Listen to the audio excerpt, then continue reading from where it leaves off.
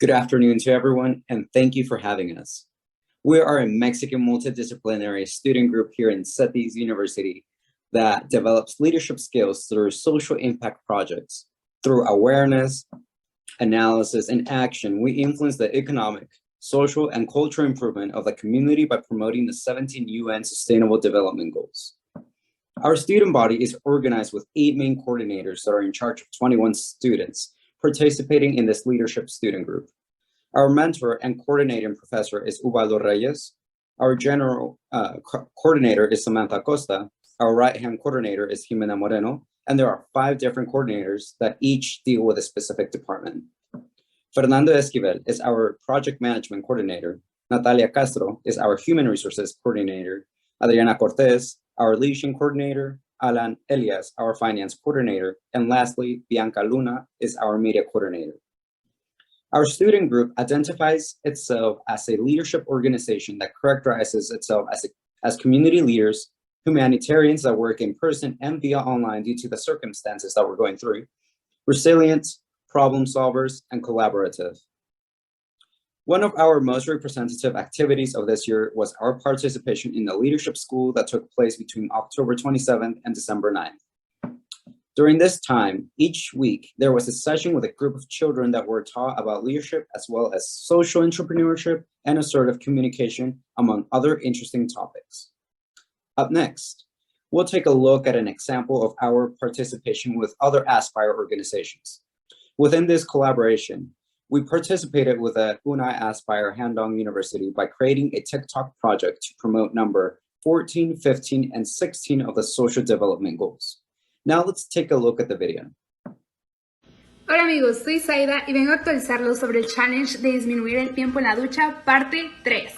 Mi compañera Chiquis y yo hemos reducido nuestro tiempo de 14 hasta 6 minutos conforme han pasado las semanas y lo hemos registrado en la siguiente gráfica. También nos seguimos ayudando de playlists cuyo tiempo se ajusta a la meta que queremos alcanzar por semana.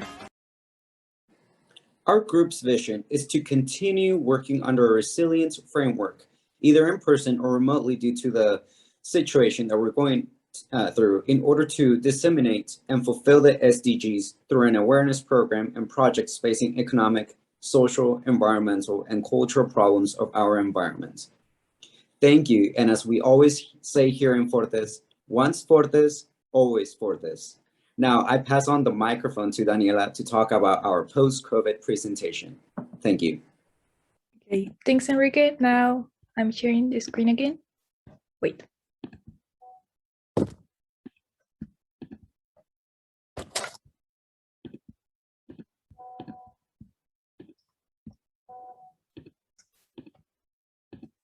Okay, here it is. Okay.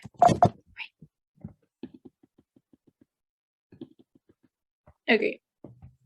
Now my partners Pablo, Gwyneth, Enrique, and I are talking about the Mexico post-COVID situation. The contents of this presentation are COVID-19 current situation in Mexico, a comparison with other countries, our experiences, and a conclusion as well. So, hi everyone, let's start with our first topic, the current situation in Mexico with the COVID-19. So, here you can see our country situation. The red circle is Baja California, the state in which we live in. This color code, we call it the epidemiological traffic light.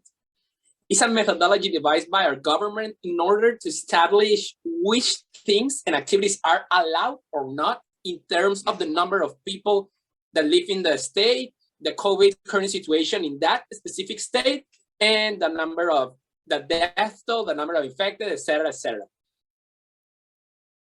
There's a red light that means that you can get out of your house unless it's absolutely necessary.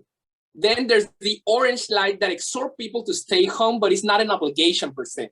There's a yellow light that means that the state is carrying all the activities, but with strict precautions. That's our current light in Baja California.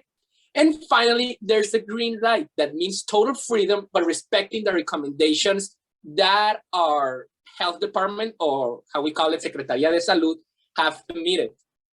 And as for our situation in numbers, almost 51% of the total population has been vaccinated.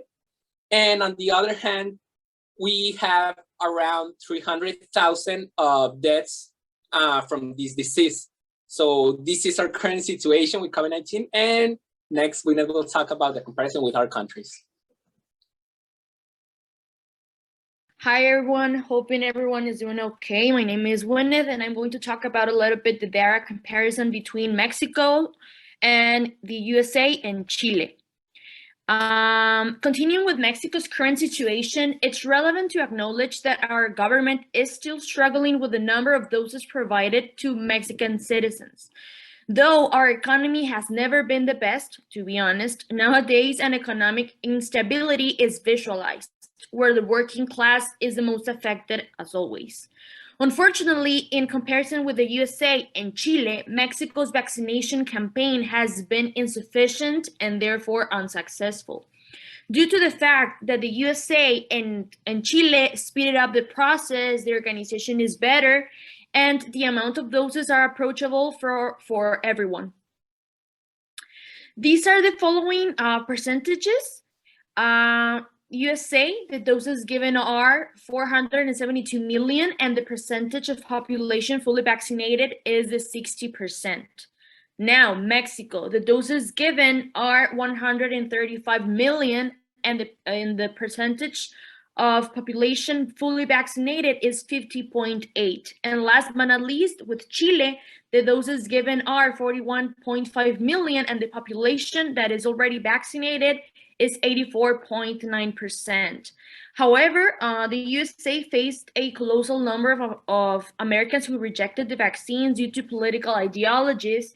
And also Mexico faced a social polarization, which is refusing to get vaccinated depending on the vaccine brand. Let's say it like that. And on the other side, some of them accepted the vaccines. Now, moving on with our experiences, we try to focus a little bit on our personal experiences because anyone's life is different. That's something obvious. But we come from a very privileged part of Mexican people. So how did I live it? First of all, I was in my last high school semester, and to be honest, the social distancing and the whole situation in general was so hard for me. My mental health collapsed due to the fact I'm an extremely extroverted and communicative person, and I really cherish the social contact. But the most difficult thing for me was to notice and to recognize my privileges as a Mexican person in comparison with other Mexican citizens. And something important for you guys to know is that the education system here in Mexico has never been the best. And with this pandemic, it got a lot of worse.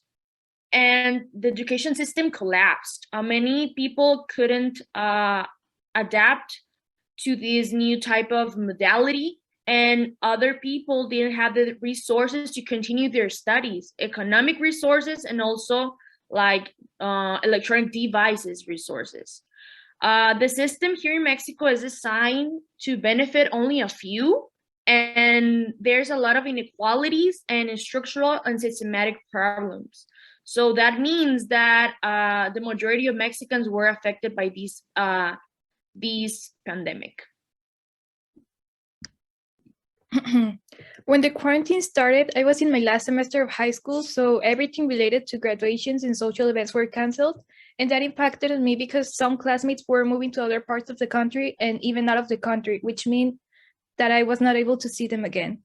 Besides, my problem at the time was whether I could study college or not, but fortunately, here I am. Although the pandemic affected me economically, socially, and even emotionally, I can say that I am in a rather privileged position. The situation is better now compared to last year, and an advantage that I can take from it is that I am able to organize myself better and that I have different tools that I can use to manage my times. However, this doesn't mean that all Mexicans live in the same position that my colleagues and I do. And well, as you can see, as for my experience, as soon as the quarantine started, it actually started in March on a Friday here in Mexico. By Saturday, the next day, I got diagnosed with an isolation of 12 days. I got infected with COVID on school. And I was still in my last semester of preparatory, like Danny, we were actually in the same school. So that made me realize all the social and economic alterations that existed in our country, the same that Gwyneth has referred before. And well, in a personal manner, I really resented the fact of not being able to see anyone. So that takes me to how I'm living it in the current situation. The first thing is that I learned how to seize my opportunities in accordance with my possibilities. I started doing a whole lot of video calls with my friends and actually learned to study from my own home on my own. And that provided me with the tools to start a series of diploma courses for my own development as a person. But the main aspect of my present is the acknowledgement of the privileges that we have by our class, by our country, by any other thing. And well, the personal reflection that I have is that quarantine has compelled and routed us into recognizing our possibilities, parting from our situation and our advantages, but also to learn of the inequalities that our country has. Despite what we've been through during this pandemic, we have learned to mold ourselves in order to deal with this drastic change, and we have learned new ways to have a normal daily life. This event that we all went through has impacted us all in a more generalized sense. It has made us open our eyes to the important aspects of our lives.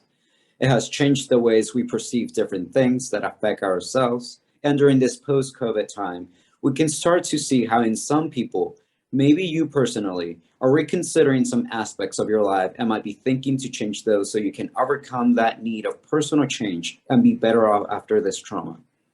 Thank you so much for having us. And for those reconsidering some things in their lives, I hope you can overcome them and become a better version of yourself during this post-COVID transition.